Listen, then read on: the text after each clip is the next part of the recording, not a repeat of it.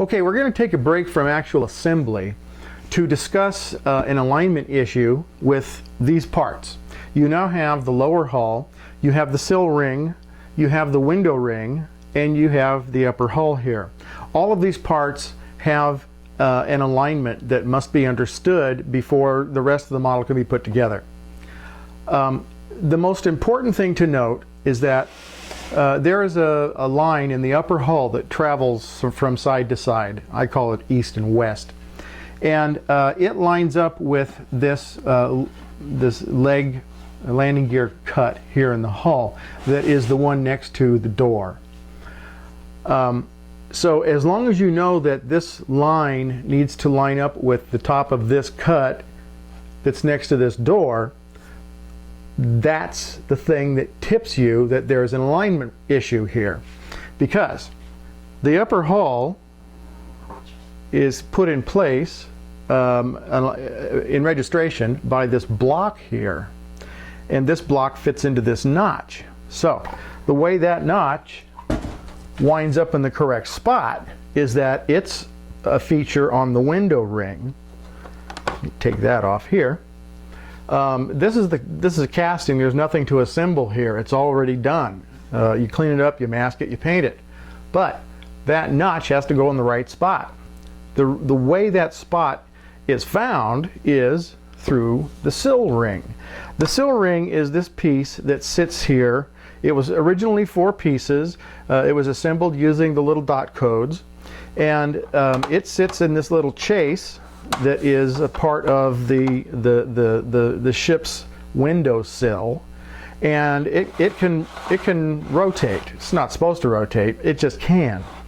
So the only thing that you need to know, and I've accentuated that with Sharpie in the 2 little dots that define the joint known as 1-1 in the sill ring, is that joint lines up with the joint between these 2 hull quarters that make up this business with the landing gear cut and the door.